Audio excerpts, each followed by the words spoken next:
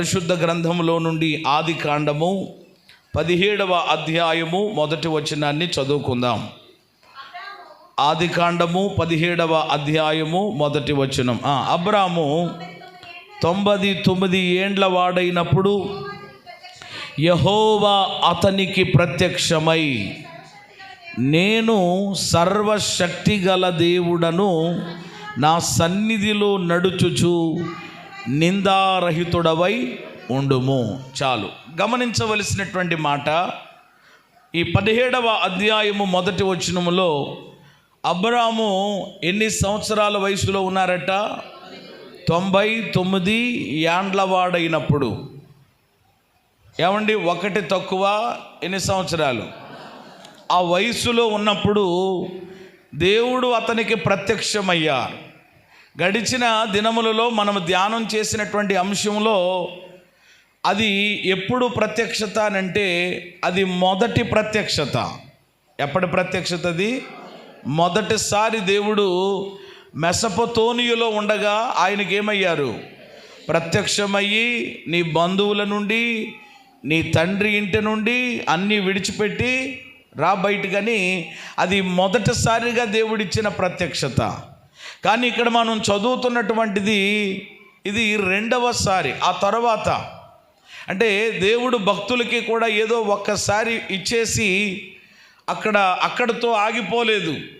తర్వాత మరలా వారిని దర్శిస్తూ వచ్చారు. మరలా వారికి తన ప్రత్యక్షతను. అలాగే ఈరోజు మనం నమ్మి ఆరాధిస్తున్నటువంటి దేవుడు కూడా ఏదో సంవత్సరానికి ఒక్కసారో లేక ఏదో ఏర్పాటు చేయబడినటువంటి ప్రత్యేకమైన కూడికలలో ఆయా సమయములలో మాత్రమే కాకుండా తరచుగా మరలా మనలను దర్శించి తన ప్రత్యక్షతనిచ్చేటువంటి గొప్ప దేవుడు ఆయన. అయితే ఇక్కడ ఏమండి, 99 ఏండ్ల వాడైనప్పుడంట దేవుడు ఆయనకి ప్రత్యక్షమై, ఆ ప్రత్యక్షతలో ఏమండి ఆయన ఏమై ఉన్నారో ఇంతవరకు మనం ధ్యానించినటువంటి కోణం వేరు, ఇంతవరకు మనం ధ్యానం చేసినటువంటి విధానం ఆయా రీతులుగా ఉన్నది. కానీ ఇప్పుడు ఏమండి ఈ ఉదయకాలం ఈ యొక్క ఆరాధనలో ఏమండి ఈ భాగములో నుండి దేవుడు మనతో మాట్లాడుతూ ఉన్నారు. ఇక్కడ దేవుడు ఆయనతో చెప్తున్నారు ప్రత్యక్షమై, అంటే అబ్రహామునకు మరొక్కసారి ఆయన తన ప్రత్యక్షతనిచ్చి ఆయన ఏంటో తెలియజేసుకుంటున్నారు. నేను ఏమై ఉన్నాను అబ్రాము, నువ్వేమనుకుంటున్నావు? అప్పటికి అబ్రాము నిజంగా ఓ రకంగా చెప్పాలి అని అంటే దేవుడు ఇక్కడికి వచ్చి మాట్లాడేసరికి అబ్రాము ఎలా ఉన్నారు అని అంటే అసంతృప్తిగా ఉన్నాడు. ఎలా ఉన్నాడండి? అసంతృప్తి అని అంటే ఇంకా ఏదో ఈ ఎంత ఉంటే సుఖమే ఉందండి, ఎన్ని ఎకరాలుంటే ఏంటి, ఎంత పరిస్థితి ఉంటే ఏంటి, ఎంతమంది ఇంట్లో పని చేస్తే ఏంటి, ఎంతమంది పని చేస్తున్నారు ఇంట్లో? 318 మంది దాసదాసీలు ఉన్నారట. ఏమంటే అంత పెద్ద ఇల్లు ఉంది, అన్ని పరిస్థితులు ఉన్నాయి, కానీ ఆయన జీవితంలో ఒక లోటు ఉండిపోయింది. ఏంటో ఆ లోటు? ఏమండి మనందరికీ తెలుసు కదా. ఆ అసంతృప్తిని భర్తీ చేసే క్రమంలో దేవుడు ఆ వృద్ధాప్య దశలో ఆయనకి ప్రత్యక్షమై ఆయనతో చెప్తున్నటువంటి మాట ఏమిటి అనంటే, నేను సర్వశక్తి కలిగిన దేవుడను, ఆల్మైటీ గాడ్ అని ఇంగ్లీష్లో వస్తుంది. ఏమండి ఈరోజు మన అంశం, లేక ఈరోజు ఏ దేవుని పాదముల దగ్గరకైతే మీరు వచ్చారో, ఏ దేవుని సన్నిధిలోనైతే ఉన్నారో, ఏ దేవునినైతే మనం ఆరాధిస్తున్నామో ఆ దేవుడు ఎవరు అనంటే సర్వశక్తి కలిగిన దేవుడు. చెప్పండి ఆ మాట మీ నోటితోటి. సరిపోలేదు. ఆయన ఏ దేవుడు అండి? సర్వశక్తి కలిగిన దేవుడు. ఈరోజు ప్రియమైన దేవుని బిడ్డలు, దాని గురించి కొన్ని మాటలు నేను మీకు జ్ఞాపకం చేస్తాను. సర్వశక్తి కలిగిన వాడు అనే మాట హెబ్రీ భాషలో ఏమని ఈ మాటను గురించి వ్రాయబడింది, పలకబడింది అని అంటే, హెబ్రీ భాషలో సర్వశక్తి గలవాడు అనే మాటకి ఏమంటారు అని అంటే ఎల్ షడాయ్ అంటారు. ఏంటి చెప్పండి? ఎల్ షడాయ్ అంటే ఇక్కడ అబ్రహామునకు దేవుడు ఎల్ షడాయిగా లేక సర్వశక్తి కలిగినటువంటి దేవుడుగా ఆయన తన ప్రత్యక్షతను ఇచ్చారు. అవును, ఈరోజు మనము నమ్మి ఆరాధించుచున్నటువంటి దేవునికి అనేకమైనటువంటి పేర్లు ఉన్నాయి. ఆయన ఎలోహిముగా ఉన్నారు, యెహోవా రాఫాగా ఉన్నారు, యెహోవా షమ్మాగా, ఇలా చాలాసార్లు ఇదివరకు కూడా నేను మీకు ఆ విషయాలు జ్ఞాపకం చేశాను. అయితే ప్రియమైన దేవుని బిడ్డలారా, ఇక్కడ మనం గమనిస్తూ ఉన్నాం, ఇక్కడ అబ్రహామునకు దేవుడిచ్చిన ప్రత్యక్షతలో దేవుడు తనను తాను పరిచయం చేసుకుంటున్నారు. తనను తాను, ఇదిగో అయాం, నేను ఇలా ఉన్నాను. నువ్వేమనుకుంటున్నావు అబ్రాము? అసలు నా విషయంలో నీకు ఉన్నటువంటి అవగాహన ఏంటి? ఇదిగో నేను ఇలాగ ఉన్నానని చెప్పి దేవుడు తన యొక్క ఉనికిని, దేవుడు ఆయన ఏమై ఉన్నారు అనేటువంటి విషయాన్ని చాలా గంభీరంగా అబ్రహాముతో మాట్లాడుతున్నారు.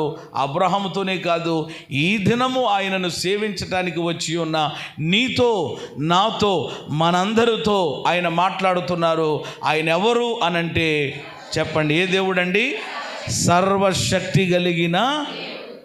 ఈ సర్వశక్తి గలవాడు అనే మాట ఓల్డ్ టెస్ట్మెంట్లో, అనగా పాత నిబంధనలో ఇంచుమించు 48 సార్లు వ్రాయబడింది.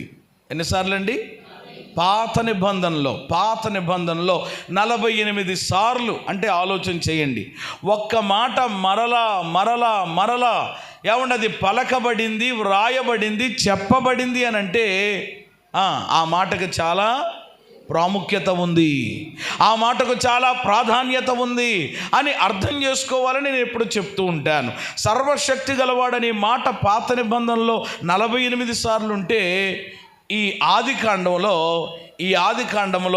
6 సార్లు రాయబడింది. ఎన్నిసార్లు చెప్పండి? 6 సార్లు. అలాగే యోబు గ్రంథం ఉంది, యోబు గ్రంథం. ఆ యోబు గ్రంథంలో ఎన్నిసార్లు చెప్పనండి? 31 సార్లు. ఎన్నిసార్లు? 31 సార్లు. అంటే ప్రియమైన దేవుని బిడ్డలారా, సర్వశక్తి కలిగిన దేవునిగా ఆయన ప్రజలకు, ఆయన బిడ్డలకు తన ప్రత్యక్షతనిస్తూ ఉన్నారు. కాబట్టి ఈరోజు ఈ యొక్క ఆరాధనలో ప్రియమైన దేవుని బిడ్డలారా, మనము నమ్మి సేవించుచున్న దేవుడు, మనం ఆరాధిస్తున్నటువంటి దేవుడు సర్వశక్తి కలిగిన వాడు అనే విషయం మీరు మర్చిపోకండి. ఈరోజు ఇంకా చాలామంది దేవుని సన్నిధికి వస్తున్నారు, దేవుని గూర్చి వింటున్నారు, కానీ ఇంకా చాలామందికి ఆయన ఏమిటో, ఆయన యొక్క గొప్పతనం ఏంటో, ఆయన యొక్క ఔన్నత్యం ఏంటో, ఆయనలో ఉన్నటువంటి ఆ గంభీరత్వం ఏమిటో ఇంకా చాలామంది ఏం చేయలేకపోతున్నారు అని అంటే, ఎరగలేకపోతున్నారు, తెలుసుకోలేకపోతున్నారు. ఇప్పుడు మనము నమ్మినటువంటి దేవుడు ఏమై ఉన్నారు అని మనకి తెలిస్తేనే కదా. ఉదాహరణ చెప్పనివ్వండి, మీరు ఎవరి దగ్గరికి వెళ్ళి మీకు ఏదైనా సహాయం కావాలంటే వెంటనే వెళ్ళి అడుగుతారు? ఎవరిని అడగగలుగుతారు? మాట్లాడండి. వాళ్ళు మీకు సహాయం చేయగలరు. ఆ సహాయం చేయగలిగేటువంటి మనసు, సహాయం చేయగలిగేటువంటి ఆ సామర్థ్యం, అడగగానే లేదు అనకుండా ఏదో రకంగా తప్పకుండా ఆమె ఇస్తుంది, లేక అతడు ఇస్తాడు అనేటువంటి ఒక కాన్ఫిడెంట్ మనకు ఉన్నప్పుడు ఆ వ్యక్తి దగ్గరికి మాత్రమే వెళ్తారు, అంతే కదా. అలాగే ఈరోజు ప్రియమైన దేవుని బిడ్డలారా, మనం నమ్మినటువంటి దేవుడు ఏమై ఉన్నారు అనేటువంటిది మరి ఈరోజు ఎరగకపోతే, తెలుసుకోకపోతే ఈరోజు ఎలాగునా ఆ దైవ భక్తిలో మనం ఇంకా ముందుకు వెళ్ళగలుగుతాం. కాబట్టి అబ్రహామునకు దేవుడిచ్చిన ప్రత్యక్షతలో సర్వశక్తి కలిగిన దేవుడుగా ఆయన పరిచయం చేసుకున్నారు. ఈరోజు అవే విషయాలు ధ్యానం చేయబోతున్నాం. ఇంతకీ సర్వశక్తి కలిగినటువంటి దేవుడుగా ఆయన మన జీవితాల్లో ఎలాంటి కార్యాలు చేస్తారు? అసలు సర్వశక్తి గలవాడు అని అంటే అర్థం ఏంటి? ఎబ్రీ భాషలో ఎల్షడాయ్ అనే మాట చూసాం. ఎల్షడాయ్ అనగా సర్వశక్తి గలవాడు. అసలు సర్వశక్తి గలవాడంటే ఏంటి? బైబిల్లో ఉన్న ప్రతి మాటకి, అలాగే దేవునికి ఉన్నటువంటి నామములకు కూడా చెప్పండి ఏమున్నాయి అన్నమాట? అర్థాలు ఉన్నాయి. ఆయనకున్న పేరుకి కూడా చెప్పండి ఏముంది? అర్థం ఉంది. మనం ఆరాధించేటువంటి దేవుడు సార్వభౌముడు. ఉదాహరణకి ఇంకొక మాటగా చెప్పాలంటే, సార్వభౌముడు అని అంటే అర్థం ఏంటి? సార్వభౌముడు అనగా ఆయన చిత్తమును ఆయనకి ఇష్టమైనట్లుగా జరిగించుకునేవాడు అని అర్థం. హల్లెలూయా. తన చిత్తాన్ని ఆయనకి ఇష్టం వచ్చినట్లుగా ఇలాగనమాట. ప్రతి పేరుకి కూడా ఇదివరకు నేను చెప్పిన వర్తమానములు ఏమండి మరి మీ హృదయాలలో ఏమండి ఉన్నాయో లేదో తెలియదు, కానీ గడిచినటువంటి దినములలో కూడా ఇదిగో మనం ఆరాధించే దేవుడు పలానా అంటే ఆ పేరుకు పలానా అర్థం అని కూడా జ్ఞాపకం చేసినటువంటి పరిస్థితులు ఉన్నాయి. సరే, ఏదేమైనప్పటికీ కూడా సర్వశక్తి గలవాడంటే ఏంటి అసలు? సర్వశక్తి కలిగినటువంటి దేవునిగా మన జీవితాల్లో ఎలాంటి కార్యాలు చేస్తారు? 4 మాటలు వాక్యములో నుండి నేను మీకు జ్ఞాపకం చేసి నా సందేశాన్ని నేను ముగిస్తాను. నెంబర్ 1, మొట్టమొదటిగా సర్వశక్తి గలవాడు అంటే ఏమండి, మొదటి అర్థం అధికమైన శక్తి గలవాడు అని అర్థం వస్తుంది. సర్వశక్తి గలవాడు అంటే ఏ శక్తి కలిగిన వాడు? అధికమైన శక్తి. ఏ శక్తి అండి? మామూలు శక్తి కాదండి. ఏమంటే రకరకాల శక్తులు కూడా ఈ లోకంలో పనిచేస్తూ ఉంటాయి, కానీ ఈ లోకములో ఉన్న అన్ని శక్తుల కంటే అధికమైనటువంటి మహత్తరమైనటువంటి శక్తి కలిగినటువంటి వాడు. 147వ కీర్తనలో ఆ మాట మీరు చదవచ్చు. చూడండి ఒకసారి. 147వ కీర్తన 5వ చరణం. మన ప్రభువు గొప్పవాడు, ఆయన అధిక శక్తి గలవాడు. చాలు. ఏమంటే మన ప్రభువు ఎవరు అని అంటే గొప్పవాడు. ఆయన ఏ శక్తి గలవాడు? అదే ఇప్పుడే చెప్పాను కదా నేను, సర్వశక్తి గలవాడు అని అంటే ఏమంటే అధికమైన శక్తి గలవాడు. ఈ కీర్తనాగారుడు కూడా ఈ 147వ కీర్తన దేవునికి స్తోత్రము గానము చేయుట మంచిది అనేటువంటి పాట పాడుతూ దేవునిని ఆరాధిస్తూ చెప్పిన మాట, ఆయన అధిక శక్తి గలవాడు. చెప్పండి, ఏ శక్తి కలిగిన వాడు? అధికమైన శక్తి. అధికమైన శక్తి. మనుషులుగా మనకున్నటువంటి శక్తి కాదు. లోకములో ఏమండి అపవాదికి కూడా ఏముంది అని అంటే అపవాదికి కూడా శక్తి ఉంది. ఆ శక్తుల చేత వాడు రకరకాలుగా ప్రజలని ప్రక్కదారి మళ్ళిస్తుంటున్నాడు. అయితే నేను చెప్పేటువంటిది ఏమిటి అని అంటే, ఈ లోకములో ఎంతమందికి ఎన్ని శక్తులున్నా, ఎన్ని రకాల శక్తులున్నా, వాటన్నిటికీ మించిన అధికమైన శక్తి కలిగిన వాడు ఎవరు అనంటే ఈరోజు మనము నమ్మిన దేవుడు. విశ్వాసం ఉంటే స్తుతించవచ్చు. ప్రియమైన దేవుని బిడ్డలారు, అధికమైన శక్తి. ఆయన శక్తి ప్రియమైన దేవుని బిడ్డలారు వేటి మీద ఆయన చూపించారు అని కనుక మనం ఆలోచన చేస్తే పరిశుద్ధ లేఖనాలలో చాలా విషయాలు మనం చూడవచ్చు. ఆయన కొంతమంది శక్తి లేక కొంతమంది యొక్క బలమును ఆయా రీతులుగా వ్యర్థమైన వాటి కొరకు ఏమండి హెచ్చించవచ్చు. కానీ ఈరోజు మన దేవుడు అలా కాదు. ఆయన యొక్క శక్తి ఏమండి కొన్ని పరిస్థితుల మీద ఏమండి కొన్ని మరి ఎవరైతే ఇబ్బందుల్లో బంధకములలో ఉన్నారో ఆ సమయములలో ఆయన శక్తి వాడినట్లుగా మనం చూస్తాం. ఆయన శక్తి ద్వారా, ఆయన ప్రభావము ద్వారా ఎంతోమంది రోగులను భూమి మీద ఉండగా ఆయన ఏం చేశాడట? అందుకని మార్కు సువార్తలో ఒక మాట ఉంటుంది, ప్రభావము అంటే శక్తి అని అర్థం. ఆయనలో నుండి బయలుదేరి అనేకులను స్వస్థపరిచెను. చూసారా? అంటే దేవుని శక్తి ఏం చేస్తుంది అన్నమాట? స్వస్థతను అనుగ్రహింపజేస్తారు. అలాగే దెయ్యాలు పట్టిన వాళ్ళు ఉన్నారు. ఏం పట్టిన వాళ్ళు అండి? బైబిల్లో ఏమండి చెవిటి దెయ్యం, మోగ దెయ్యం, ఇలాగ శానా దెయ్యం, ఇలాగ కొన్ని దెయ్యాలు ఉంటాయి కదా. అలాంటి దెయ్యములు పట్టిన వాళ్ళు ఉంటే ఏమండి యేసయ్య దగ్గరకు వాళ్ళని తీసుకొచ్చినప్పుడు, అపవిత్రాత్మ ఈ మనుషులను విడిచిపెట్టి పో అవతలకి అనగానే ఆ దెయ్యం అంట ఆ వ్యక్తిని విలవిలలాడించి వదిలి బయటకు పోయింది. చేతులెత్తి స్తోత్రం చెప్పండి. అంటే ఇప్పుడు శక్తి దేని మీద ఉందన్నమాట? ఆయన శక్తి దేని మీద?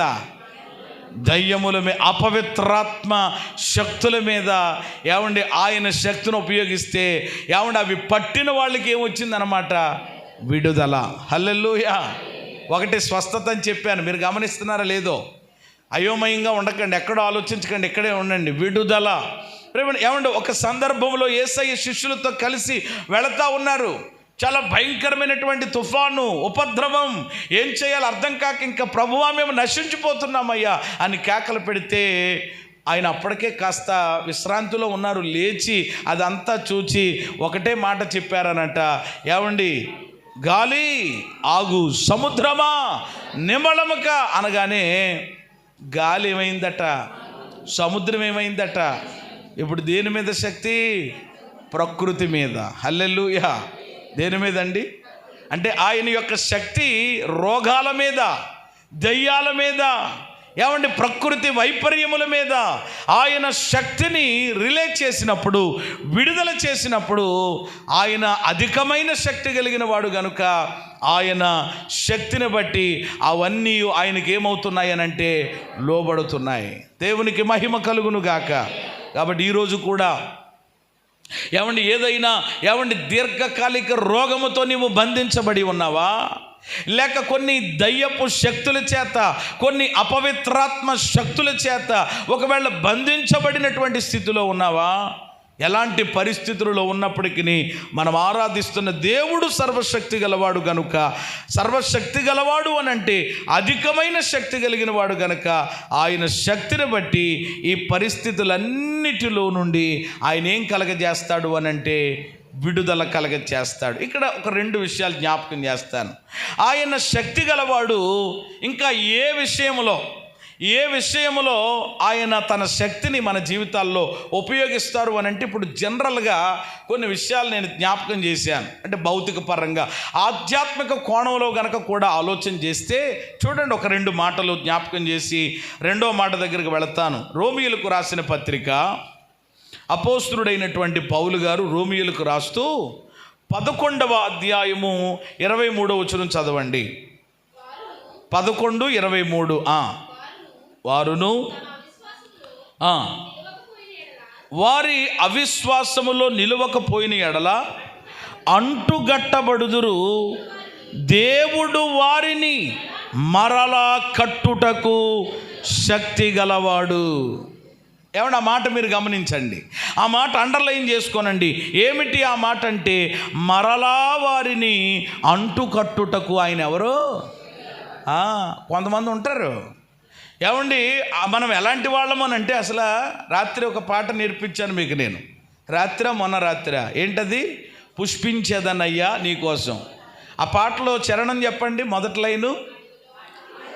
మనం ఎక్కడున్నాం? అడవిలో ఉన్నాం అన్నమాట. ఒక రకంగా చెప్పాలంటే అడవి ఉలివ కొమ్మలాంటి వాళ్ళం మనం. అలాంటి మనలను దేవుడు దయచేత ఏం చేశాడనమాట? తుంచి ఏం చేశాడు? తీసుకొచ్చి ఆయనతో మనలను అంటుకట్టాడు. మనం ఎవరము అనంటే కూడా ఆలోచన చేస్తే అడవి ఒలివ కొమ్మలం. పై వచనానికి వెళ్తే మీకు అర్థమవుతుంది, 17వ వచనం. అయితే కొమ్మలలో కొన్ని విరిచివేయబడి అడవి ఒలివ కొమ్మవైన నీవు వాటి మధ్యన అంటుకట్టబడి ఒలివా చెట్టు యొక్క సారవంతమైన వేరులో వాటితో కలిసి పాలు పొందిన ఎడల ఆ కొమ్మల పైన నీవు అతిశయించొద్దు. ఆ కొమ్మల పైన మనం ఏం చేయకూడదట? అతిశయించడానికి వీల్లేదు. ఎందుకంటే నీవు, నేను, మనము ఒకప్పుడు ఎలాంటి వారం అన్నమాట? అడవి ఒలివ. అలాంటి మనలను ఏం చేశాడు? ఆయన తీసుకొచ్చి ఏం చేశాడు? ఆయనతో అంటగట్టాడు. ఇప్పుడు మనకు కొమ్ములు వస్తే ఎలాగా? ఇప్పుడు కాళ్ళ ఎగరేస్తే ఎలాగా? కుదరదు. కానీ కొందరు అవిశ్వాసములో పడి వాళ్ళు దేవునితో అంటుగట్టబడకుండా వాళ్ళు వేరు చేయబడిన పరిస్థితులలోనికి వెళ్ళిపోయారు. ఆ 22 నుండి మీరు చదువుకుంటే మీకు అర్థమవుతుంది.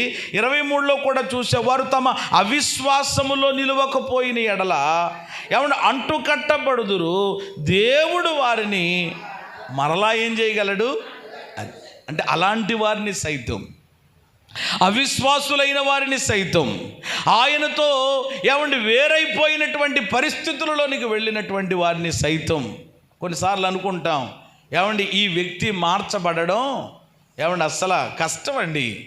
ఇతడు మరలా మార్పు చెందడం కానీ, ఇతడు మరలా కట్టబడడం కానీ, ఇతని యొక్క జీవితం మరలా చిగురింప చేయబడడం అనేది జరగనిది అని అనుకోవచ్చు. కానీ అలాంటి వారిని సైతం ఆయన మరలా తిరిగి ఏం చేయగలడు అనంటే ఇక్కడ మొదటి మాట, అంటు కట్టుటకు ఆయన ఎవరు అనంటే శక్తి గలవాడు. ఏం కట్టడానికి? తెలుసు కదా, అంటు కట్టడం అంటే తెలుసు కదా మీకు. చాలామంది ఇక్కడ వ్యవసాయం పనికి వెళ్ళేటువంటి వాళ్ళు, మొక్కల పనికి వెళ్ళేటువంటి మీకు చెప్పకలొద్దు. అంటు కట్టడం ఏ విధంగా కడతారో అలాగున ఈరోజు ప్రియమైన దేవుని బిడ్డలారా, దేవుని చిత్తములో నుండి, సహవాసములో నుండి, నీ అవిశ్వాసాన్ని బట్టో, అవిధేయతను బట్టో నీవు దూరం అయిపోయినప్పటికీ, నీవు వెనక్కి వెళ్ళిపోయినప్పటికీ మరలా తిరిగి నిన్ను తీసుకుని వచ్చి ఆయనతో అంటు కట్టడానికి మన దేవుడు ఎవరు అని అంటే శక్తి కలిగిన వాడు. అది మొదటి మాట. ఏమండి, నేను ముందుకు వెళ్ళే ప్రయత్నం చేస్తాను. అదే రోమాపత్రిక 14:4 కూడా చూడండి. అదే రోమాపత్రిక 14:4లో తీర్పు తీర్చడానికి అసలు నువ్వు ఎవడవయ్యా? అతడు నిలిచి ఉండుటకైనను పడి ఉండుటకైనను అతని సొంత యజమానుని పనియే అతడు నిలుచును. ఆ మాట అండర్లైన్ చేయండి. ప్రభువు అతనిని నిలవబెట్టుటకు శక్తి గలవాడు. హల్లెలూయా. ఏమంటే దేనికి శక్తి గలవాడు? నిలవబెట్టుటకు. ఒకటి అంటుకట్టుటకు అని చెప్పాను, రెండవది నిలవబెట్టడానికి. దేవుడెవరు? ఇక్కడ దేవుడు వాక్యం ద్వారా మాట్లాడుతున్నాడు. సంఘంలో ఆయా పరిస్థితులు కనిపిస్తూ ఉంటాయి. సహోదరుల మధ్యలో కూడా అందరూ ఒకే విధముగా ఉండలేరు కదా. ఉదాహరణకి ఒక తండ్రికి 4 కొడుకులు ఉన్నారు అనుకోండి. ఉదాహరణకి 4 కొడుకులు ఒకే విధముగా ఉంటారా? హలో, 4 పెద్దోడు సేమ్ నాన్నగారు చెప్పిన మాట ఏమండి జవదాడాడు. 2వ వాడు అసలు అమ్మ గీత గీస్తే అక్కడే ఉంటాడు. 3వ వాడు సేమ్. 4వ వాడు సేమ్. అలాగే ఉంటారా?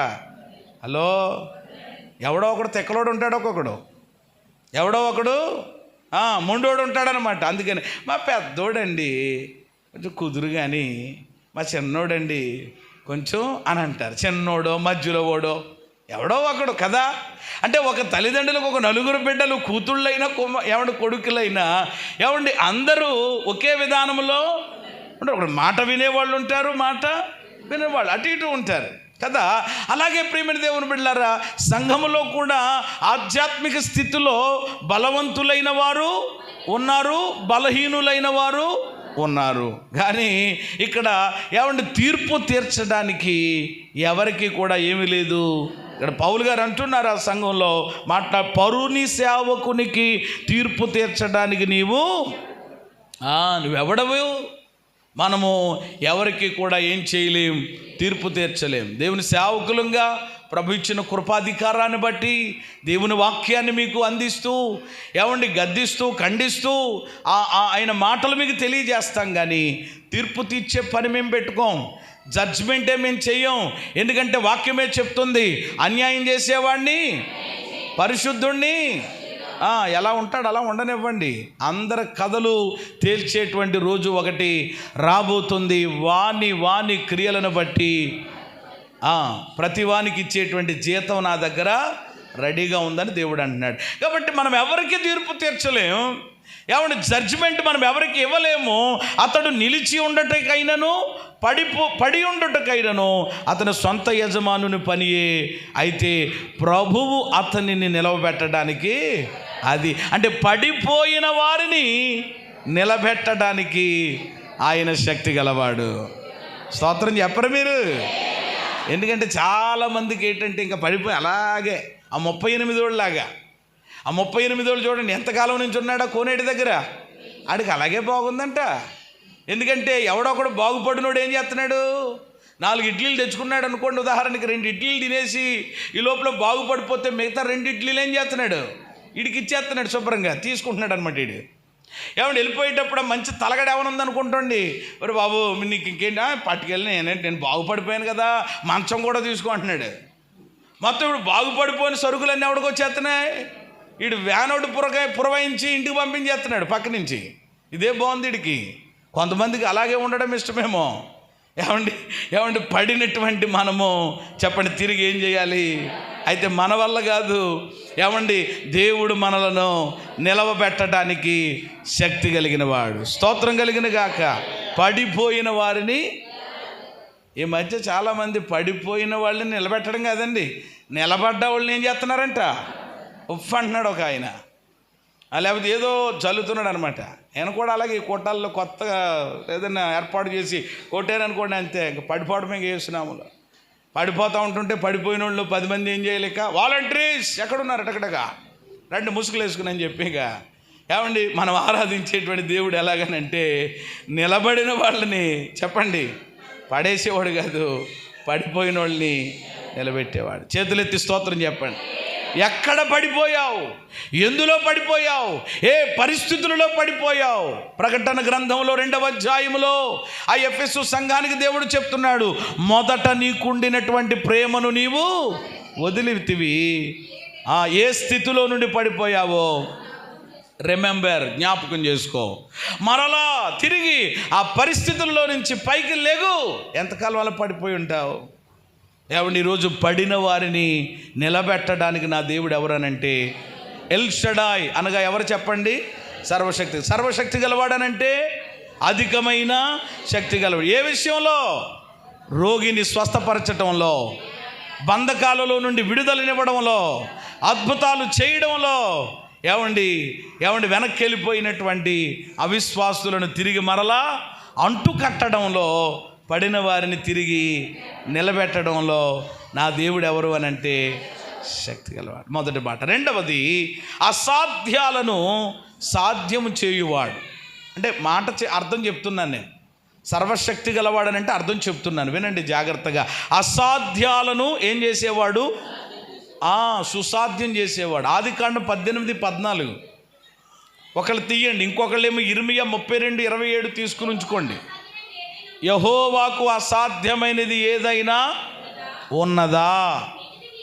చాలండి. దేవుడు అంటున్నాడు, అబ్రామా, దేవుడికి అసలు అసాధ్యమైనది ఏదైనా ఉందా?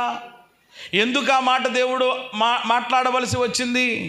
ఎందుకు ఈ దేవునికి అసాధ్యమైనది ఏదైనా కలదా అని ఒక ప్రశ్నతో కూడిన మాట దేవుడు మాట్లాడారు అని అంటే, దేవుడు అబ్రాహాము ఇంటికి వచ్చి సర్వశక్తి కలిగిన దేవునిగా పరిచయమయ్యి ప్రత్యక్షతనిచ్చి, అబ్రహామా, నీ ఇంట్లో ఉన్న లోటు నేను చూశానయ్యా, నీ భార్య మరి గొడ్రాలుగా ఉంది కాబట్టి ఆమె యొక్క గర్భమును తెరవబోతున్నాను, శారా నీకు ఏమివ్వబోతుందనంటే ఓ కొడుకుని నీ చేతిలో పెట్టబోతుందనంటే, ఆ మాట ఏమండి అబ్రహాము విని చెప్పండి ఏం చేశాడట? నవ్వుకున్నాడట. అంటే మనం ఎప్పుడు ఒకళ్ళే అనుకుంటాం, కానీ ఏమంటే ఆ మాట విన్నప్పుడు అబ్రహాము అలాగే శారమ్మ ఇద్దరూ కూడా ఏమంటే వాళ్ళు ఒక రకంగా చెప్పాలనంటే, ఎందుకంటే వాళ్ళది వృద్ధాప్య దశ, వాళ్ళకు ఉన్నటువంటి స్టేజ్ని బట్టి, పరిస్థితిని బట్టి, ఇదేంటి ఈ వయసులో ఏమండి మాకు సంతానం కలగడం ఏంటి అని ఏమండి శారమ్మ కూడా గుడారములో విని ఆ మాటను బట్టి ఏం చేసుకుందట? నవ్విందట. అందుకని దేవుడు ఏమంటాడు? నవ్వనేలా అంటాడు దేవుడు. ఏమి చెయ్యనేలా? నవ్వ. అంటే ఏమండి శారమ్మ నవ్వును కూడా దేవుడు ఏం చేశాడు? విన్నాడు. శారమ్మ నవ్వును కూడా దేవుడు ఏం చేశాడు? పట్టించుకున్నాడు. అంటే ఇక్కడ గమనించండి, నవ్వు చాలా ఆయా రీతులుగా అర్థాలు ఉంటుంది. కొన్ని నవ్వులకు కొన్ని అర్థాలు ఉంటాయి. కానీ ఇప్పుడు ఈ శారమ్మ నవ్విన నవ్వేంటి అని అంటే, శారమ్మ నవ్వేంటో చెప్పండి? పళ్ళన్నీ ఊడిపోయినాయి, కళ్ళు కనపడడం లేదు కదా. విషయం ఏంటి? పళ్ళు ఊడిపోయినాయి, కళ్ళు కనపడడం లేదు. ఏమంటే ఎవరొకరు సాయం పట్టుకుని వెళ్ళాలి ఇవన్నీ. ఇలాంటి టైంలో నేను గర్భము ధరించి బిడ్డను కంటమేంటి? దేవుడు కూడా నాతోటి తమాషా చేస్తున్నాడు అన్నట్లుగా అనుకుంది. కానీ అప్పుడు దేవుడు సీరియస్గా అప్పుడు ఆ మాట చెప్తున్నాడు, అబ్రహామా, యెహోవానైన నాకు అసాధ్యమైనది ఏదైనా. ఇదే మాట ఇర్మియా గ్రంథంలో కూడా 32:27 ఉంటుంది. నేను యెహోవాను, నాకు అసాధ్యమైనది ఏదైనా ఉండునా. ఎంత అద్భుతమైన మాట. సర్వశరీరులకు దేవుడు ఆయన కాబట్టి సర్వశక్తి గలవాడనంటే రెండవ అర్థం చెప్తున్నాను, అసాధ్యాలను సాధ్యం చేసేవాడు. చెప్పండి అందరూ. అంటే మీరు అంటే మీ బ్రతుకులు అలా జరుగుతుంది. అది మీరు నోటుతో హృదయపూర్వకంగా విశ్వాసంతో ఇలాంటి మాటలు మీరు పలికితే దేవుడు దానికి ఆమోద ముద్ర వేసి ఆమేనని పలికి అలాగున మీ జీవితంలో కార్యం జరిగిస్తారన్నమాట. కాబట్టి ఇప్పుడు అసాధ్యాలను సుసాధ్యం చేసేవాడు అని అర్థం. సర్వశక్తి గలవాడనంటే అసాధ్యం అంటే మనందరికీ తెలుసు కదా. అసాధ్యం అంటే ఏంటి? అసాధ్యం అని దేన్ని అంటాం? అంతే కదా, పెద్ద మర్మం ఏమీ లేదు కదా. జరగనిది కానిది, అవ్వనిది ఏమండి మనం అంటాం. ఇవ వాడు మారటం మాత్రం చాలా కష్టం అండి. అతడు మారడం అంటే అసలు జన్మలో అంటారు కొంతమంది. ఇలా కొన్ని మాటలు, కొన్ని వాడుక మాటలు మాట్లాడుతూ ఉంటాం. అతడు మారడం కానీ, ఏమండి ఇచ్చిన డబ్బులు అతని దగ్గర నుంచి మరలా తిరిగి రావడం కానీ, ఎవరి దగ్గరనైనా అనుకోవచ్చు. అయ్యో బాబోయ్, ఏదో తెలిగి పడిపోయాడు బాబు, బొట్టలోని ఇచ్చేసేవాడు కానీ మమ్మల్ని చాలా ఇబ్బంది పెడుతున్నాడండి.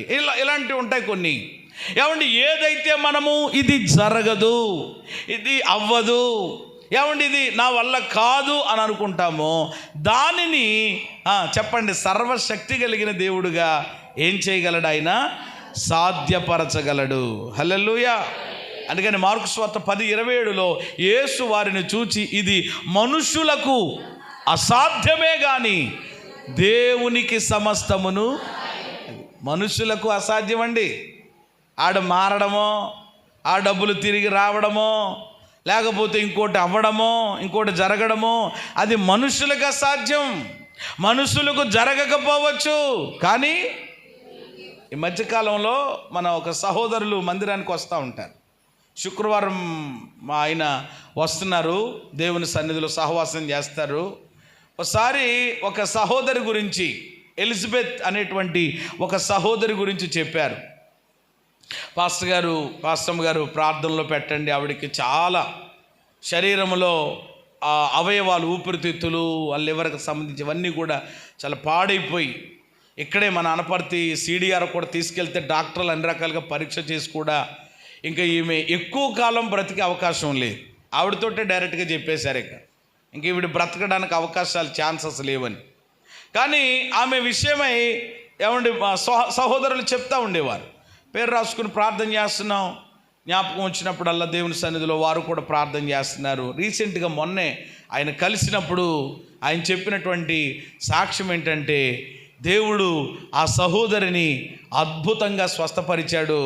ఏమండి స్వయంగా CDR డాక్టర్ గారే మరలా ఏమండి ప్రార్థన చేసుకుని విశ్వాసంతో దేవునిలో సాగుతూ మరలా వెళ్ళిందంట ఒకసారి చెకప్ చేయించుకుందామని. డాక్టర్ గారు ఆమెను చూసి అవాక్కైపోయారట.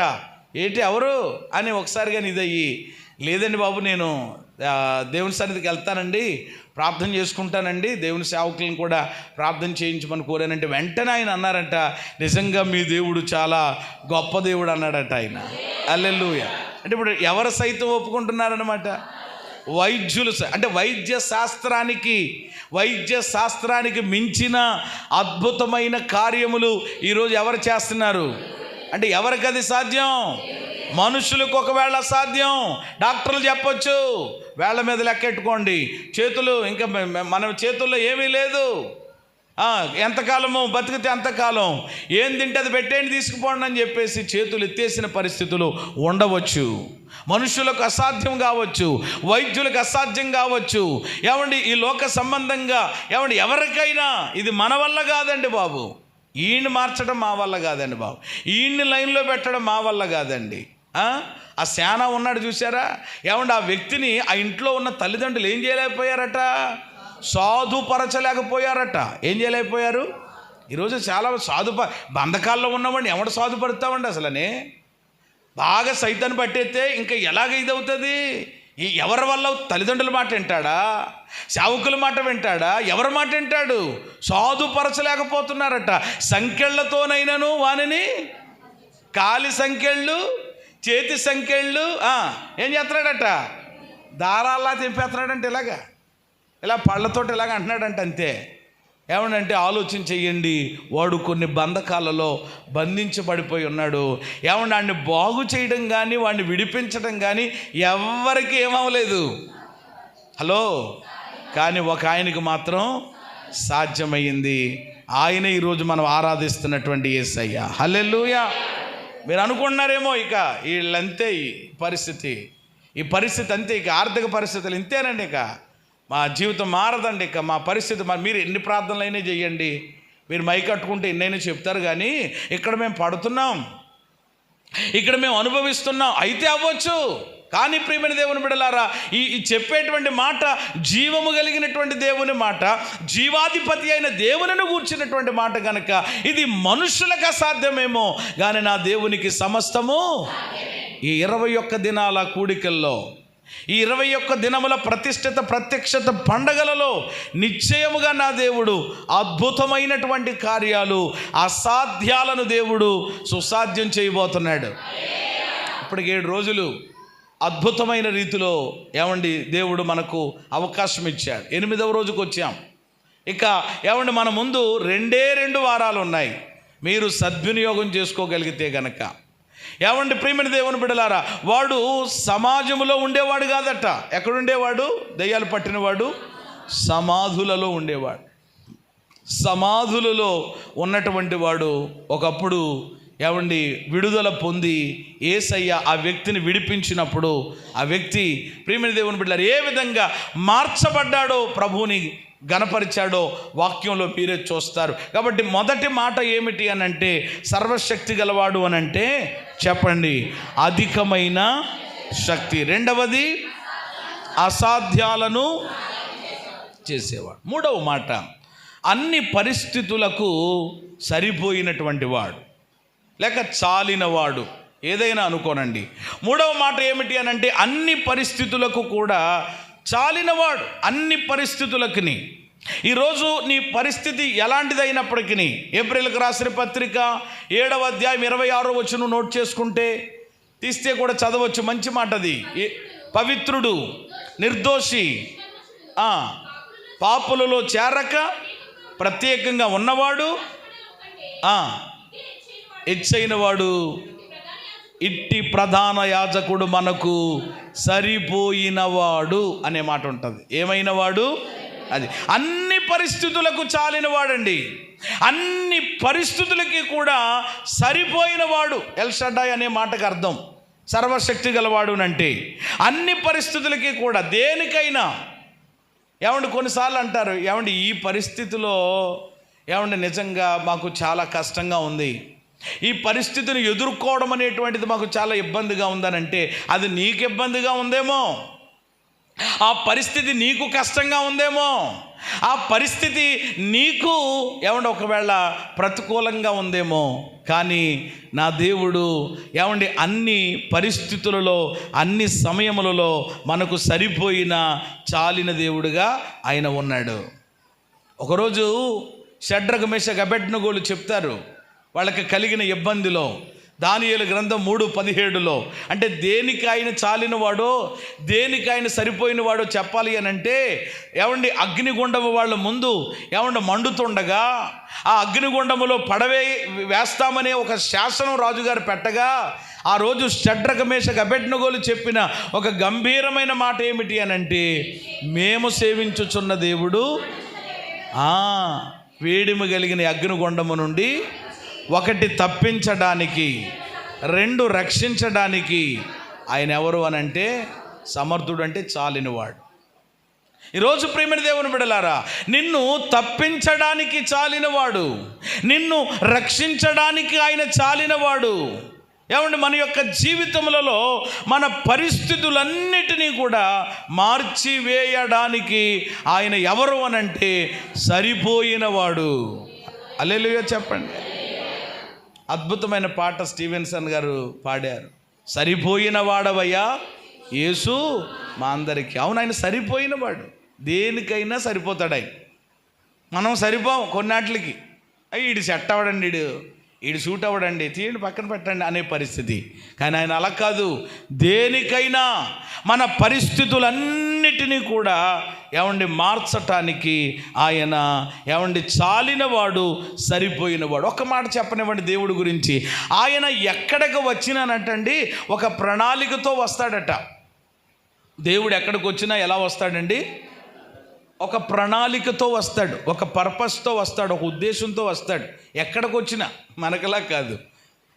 మనం అనుకోండి ఏదో ఒక ఉద్దేశం, ఒక విధానం ఏమి ఉండకపోవచ్చు, కానీ దేవుడు అలా కాదు.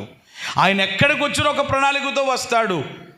ప్రారంభంలో చెప్పాలి అని అంటే ఆయన ఎక్కడికి వచ్చాడు అని అంటే శూన్యములోనికి వచ్చాడు. ఎక్కడికి వచ్చాడు? శూన్యంలోకి వచ్చాడు. వచ్చి ఏం చేశాడు? శూన్యములో సమస్తాన్ని చేశాడు. ఏమండి, శూన్యములోనికి వచ్చి ఏం చేశాడు? సమస్తాన్ని చేశాడు. చీకట్లోనికి వచ్చాడు, మాట్లాడండి, వెలుగుగా చేశాడు.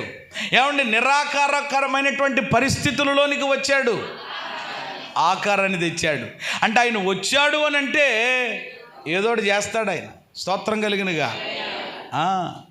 ఆయన వచ్చి నీ పరిస్థితిని, నిరాకారంగా ఉన్న నీ పరిస్థితిని ఏం కలగజేస్తాడు? చీకటిగా ఉన్నటువంటి నీ పరిస్థితిని వెలుగుగా మార్చేస్తాడు. శూన్యం ఏమీ లేదు, కానీ సమస్తం అన్నీ వచ్చేస్తాయి ఆయన వస్తే. అందుకనే కదా అద్భుతమైన వాగ్దానం నూతన నిబంధనలో దేవుడు మనకిచ్చాడు. ఏంటా వాగ్దానం? ఎలయనగా ఎక్కడ 2, 3 నా నామములో కూడి ఉందురు. నీవు నమ్మినా నమ్మకపోయినా, నీవు విశ్వసించకపోయినా కానీ ఆయన నామము మధ్యలో ఎవరైతే కూడుకుని ఆయనను స్తుతించి గణపరుస్తారో చెప్పండి, వారి మధ్యలో ఉంటానని చెప్పాడు. ఉండేం చేస్తాడు అని అంటే మన పరిస్థితులన్నిటినీ ఆయన మార్చేస్తాడు. హల్లెలూయా. కాబట్టి సర్వశక్తి గలవాడు అని అంటే మూడవదిగా అన్ని పరిస్థితులకు ఆయన చాలినవాడు లేక సరిపోయినవాడు. ఆఖరి మాట చెప్పి నేను ప్రార్థన చేస్తాను. 4వ మాట సర్వశక్తి గలవాడు అని అంటే పోషించువాడు అని అర్థం వస్తుంది. పోషించేవాడు, ప్రొవైడర్. ఏమంటే ప్రియమైన దేవుని బిడ్డలారా, పోషించేటువంటి వాడు. ఒకసారి ఆ మాట చదువుతారా? లూకాసు వార్తలో 12:24. లూకాసు వార్త 12:24. ఈరోజు చాలామంది పోషణను గూర్చినటువంటి భయం, పోషణను గూర్చినటువంటి ఆందోళన దేవుడి పిల్లలకి ఎక్కువైపోతూ ఉంది. కాబట్టే దేవుని బిడ్డలతోటే దేవుడు చెప్తున్నాడు. 12:24 చదవండి. కాకుల సంగతి ఒకసారి మీరు విచారించండి. అవేం చేయట్లేదంట, విత్తవు, కోయవు, కొట్టులేదు, అయినను దేవుడు వాటిని పోషించుచున్నాడు. మీరు పక్షుల కంటే ఎంతో శ్రేష్ఠ. ఒక్కసారి మీరు కాకుల సంగతి చూడండి. ఏ సంగతి చూడండి? బోళ్ళు కాకులు కదా మనకి, బోళ్ళన్ని కాకులు. విచారించండి. దేవుడు చేసినటువంటి సృష్టిలో వీటన్నిటి ద్వారా మనుషులకు దేవుడు ఏమి నేర్పిస్తున్నాడు అని అంటే పాఠాలు. కానీ మనకి అర్థం కావట్లేదు. వాటిని కోసుకుని తినడం ఏమండి మనకు వచ్చింది తప్ప, అనుభవిస్తున్నాం తప్ప వాటి దగ్గర నుంచి ప్రతి దాని మీద కూడా. ఇప్పుడు ఉదాహరణకి కోడి ఉందండి. కోడి ఓ ప్రసంగం చేస్తుంది మనకి. ఎవరు? మీ ఇంట్లో ఉన్న కోడే. కానీ ఎప్పుడైనా నేర్చుకున్నావు ప్రసంగం? లేదు. అది తయారైతే కనుక అది పెట్టిన గుడ్లు బాగా ఆమ్లెట్లు వేసుకుని మింగడము, అలాగే దాన్ని కోసుకుని చక్కగా దమ్ బిర్యానీ చేసుకుని తినడం వచ్చింది. కానీ కోడి ప్రసంగం మనం వినడం లేదు. చేప ఆదివారం వచ్చేటప్పటికి మన వాళ్ళకి చక్కగా ఉండాలి, అది లేకపోతే కుదరదు. కానీ ఎన్నో చేపలు ఇప్పటికీ చెప్పండి ఏం చేశారు మీరు? అసలు మేము ఎవరో తినలేదంటే అసలు తిండే తినమన్నట్లుగా చూస్తున్నారు చాలామంది. మిమ్మల్ని బీహార్ సైడు, ఒరిస్సా సైడ్ ఎక్కడ తిండి ఉండొచ్చు అక్కడ పంపించేయాలన్నమాట. ప్రియమైన దేవుని బిడ్డలారా, ఎన్నో చేపలు తిన్నాం, కానీ చేపల ద్వారా కూడా దేవుడు మనకి పాఠాలు నేర్పిస్తున్నాడు. పాఠాలే కాదు, గుణపాఠాలు కూడా. కాకులను చూడండి అంటున్నాడు. ఏమండి, విచారించండి. పక్షులను చూడండి, అవి ఏం చేయట్లేదట, మనకలాగా విత్తట్లేదట, మనకలాగా దాచేసుకోవట్లేదు ఊరికే. ఇది మంచి, ఇది ఎక్కువైపోయింది అనమాట బాగా. ఏమండి సంపాదించేయడం, దాసేయడం, ఇది చేయడం. కోట శ్రీనివాసరావు గారు అట్ట సుమారుగా ఎన్ని కోట్లు కానీ గడించాడట పాపం. కానీ గడించిన ఏమండి ఆయన కానీ ఏమండి పోనీ రీసెంట్గా వాళ్ళ సతీమణి కూడా కాలం చేసింది. మధ్య యవన వయసులో ఉండగానే బిడ్డ చనిపోయాడు. ఏమండి కుమార్తెకి కాలు తీసేశారట. ఏమండి ఎంత మరి ప్రియమైన దేవుని బిడ్డలారు, ఈరోజు కోట్లు గడించినటువంటి వాళ్ళు చాలామంది ఉన్నారు. కానీ ఏమంటే సంపాదించి పెట్టారంతే, కానీ ఏం చేయలేకపోతున్నారు, అనుభవించలేకపోతున్నారు. కాబట్టి కష్టపడడం తప్పని కాదు, కష్టపడాలి. ఏమండి చక్కగా ఏమంటే సంపాదించడం మంచిదే. కానీ మనం ప్రియమైన దేవుని బిడ్డలారా, దేవుని మీద మనం ఆధారపడకుండా ఏమంటే మన స్వబుద్ధిని మనము ఆధారం చేసుకుని ఏమంటే చింతలకు మనం వెళ్ళిపోకూడదు. దేవుడు అంటున్నాడు, మీరు ఎందుకు విచారిస్తున్నారు? మత్తయి సువార్తలు ఈ మాటలు ఇంకా బాగుంటాయి. ఏమి తిందుమో, ఏమి త్రాగుదుమో, ఏమి ధరించుకుందుమో అనేం చేయకండి, చింతపడకండి, విచారపడకండి. ఏమండి ఎల్ షడాయిగా, ఆశ్చర్యకరంగా ఆయన మనల్ని ఏం చేస్తాడు? పోషించే దేవుడు. చెప్పండి అందరు, ఏం చేసే దేవుడమ్మా? ఇంకో మాట చెప్పాలా? 145వ కీర్తన 15-16 కూడా చూడండి, చాలా బాగుంటుంది అన్నమాట. 145:15-16. సర్వజీవులు తగిన కాలమందు నువ్వు వాటికి ఆహారం ఇస్తున్నావు, నీవు నీ గుప్పులను విప్పి ప్రతి జీవి కోరిక తృప్తి. ఎంత అద్భుతమైన మాట! జీవులన్నీ ఎవరి వైపు చూస్తున్నాయంట? దేవుని వైపు చూస్తున్నాయంట. ఎందుకనంటే తగిన కాలములో దేవుడు వాటికి ఆహారము ఇస్తాడని. జీవులే దేవుని ప్రియమైన దేవుని బిడ్డలారా, నోటి మాటతో చేసినటువంటి జీవులే అన్నీ ఎవరి వైపు చూస్తున్నాయి? అలాగా ఎప్పుడు దేవుడు ఆహారం పెడతాడా? ఏమండి, చూస్తున్నాయట. దేవుడు వాటిని తృప్తిపరుస్తున్నాడట, వాటిని పోషిస్తున్నాడట. మన గురించి ఇంకొక ఏమండి ఒక గంభీరమైన మాట, ఏమండి ఎక్స్ట్రా మాట వాడబడింది. ప్రభు చెప్పారు, వాటికంటే మీరు, అది వేటికంటే? ఆకాశములో ఎగిరే, నేల మీద పాకే పురుగులు, జంతువుల కంటే మనం ఎవరం చెప్పండి? ఎందుకు శ్రేష్ఠులం? ఆయన పోలికలో చేసుకున్నాడు కనుక, ఆయన రూపంలో చేసుకున్నాడు కనుక, ఆయన చేత్తో చేసుకున్నాడు కాబట్టి మనం ఎవరము? శ్రేష్టమైన వారము. వాటినే పోషిస్తున్నప్పుడు మనల్ని ఎందుకు అద్భుతంగా పోషిస్తాడు, ఆశ్చర్యకరంగా పోషిస్తాడు. ఎందుకనంటే ఆయన ఎవరు? సర్వశక్తి కలిగిన వాడు. నీ తండ్రి ఎవరు? అది ఒకవేళ మామూలుగా చూసానా, మా నాన్న తెలుసులేండి బాబు, ఏమి మాకు పెట్టడండి అని ఒకవేళ కొంతమంది ఈ భౌతిక తల్లిదండ్రుల విషయంలో సరైనటువంటి విధానం ఉండదు.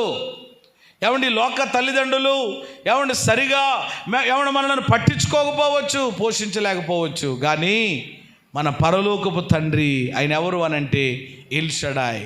చెప్పండి అందరూ, ఎవరండి ఆయన?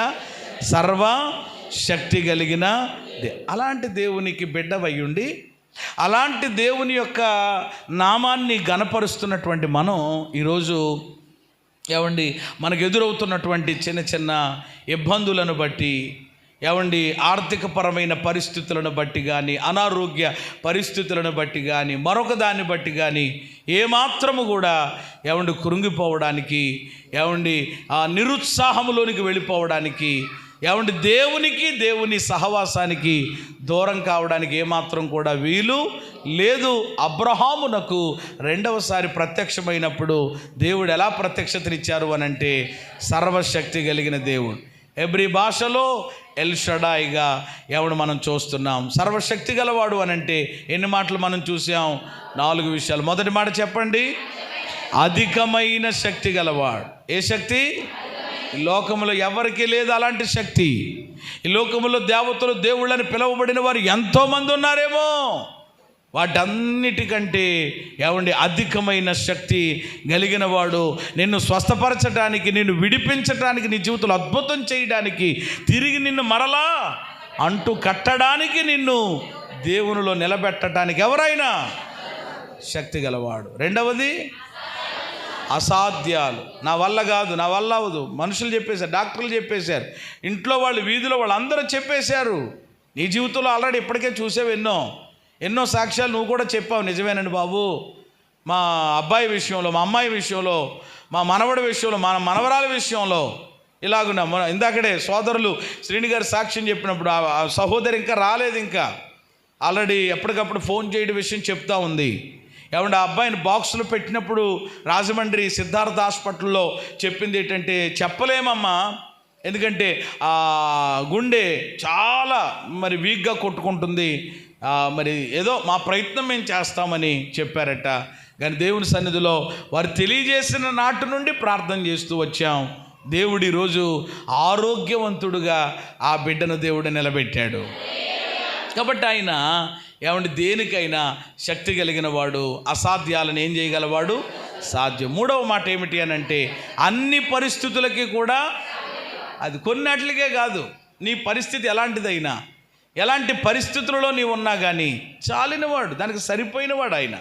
తప్పకుండా ఏమంటే మనకున్న పరిస్థితిలోనికి వస్తాడు. మన పరిస్థితిని కాస్త ఏం చేస్తాడు చెప్పండి? మార్చేస్తాడు. లాజరు ఇంటికి, మార్తా మరియల ఇంటికి యేసయ్య వచ్చేటప్పటికి ఏమంటే ఆ మార్తా మరియల యొక్క ఇల్లంతా, ఆ వాతావరణం అంతా ఎలా ఉందో చెప్పండి? యేసయ్య ఇంటికి వచ్చేటప్పటికి ఎలా ఉంది ఆ ఇల్లు వాతావరణం అంతా? వేదనతో ఉంది, దుఃఖముతో ఉంది, ఏమండి మరణముతో ఉంది. అంటే ఇంటిలో ప్రియమైన మరణపు వాసన, ఏమండి దుఃఖం, నిట్టూర్పు ఉంది. కానీ యేసయ్య వచ్చి ఏం చేశారనమాట? దుఃఖాన్ని ఎలా చేసేసారు ఆయన? మరణాన్ని ఎలా మార్చేశారు ఆయన? అద్భుతం కదా. కాబట్టి ఆయన వచ్చారు అని అంటే ఇంకా నీ స్థితి పరిస్థితి మారిపోద్ది. ఆయన సర్వశక్తి కలిగినటువంటి దేవుడుగా. చివరి మాటగా మనం ధ్యానం చేసాం, సర్వశక్తి కలిగిన వాడిగా నిన్ను, నీ బిడ్డల్ని, నిన్ను, నీ కుటుంబాన్ని ఆశ్చర్యకరంగా ఆయన పోషిస్తాడు, అద్భుతంగా పోషిస్తాడు. మన ప్రయత్నాలు కాదు, మన పథకాలు కాదు, మన ఎత్తులు పై ఎత్తులు కాదు, ప్రభు వైపు గనక చూడగలిగితే ఏమండి శూన్యములే సృష్టిని చేసి నిరాకారములోనే ఆకారాన్ని చేసినటువంటి దేవుడు ఎందుకు ఆయన నిన్ను పోషించలేడు? ఎందుకు మనలను ఆదరించలేడు? కాబట్టి మాటలను బట్టి మనము ధైర్యపరచబడిన వారమై, ఏమంటే ఇప్పుడు మన దేవుడు ఏమై ఉన్నారో ఎరిగినప్పుడు నేనెప్పుడు చెప్పే మాటలే ఇప్పుడు జ్ఞాపకం చేస్తాను. మన దేవుడు ఎల్ షడాయ్, సర్వశక్తి కలిగిన వాడు అని అర్థమైనప్పుడు నెంబర్ 1 మొట్టమొదటిగా మనం ఎవరి మీద ఆధారపడాలి? మనుషుల మీద, పరిస్థితుల మీద, ప్రభుత్వాల మీద, వారు పెట్టే పథకాల మీద. జుట్టు పట్టుకుని కొట్టేసుకుంటున్నారు ఇప్పుడు. ఏంటి? అంతకుముందే బాగుంది, మామూలుగా కాదండి. అయ్యి బాబోయ్, రక్తాలు వచ్చేస్తున్నాయి.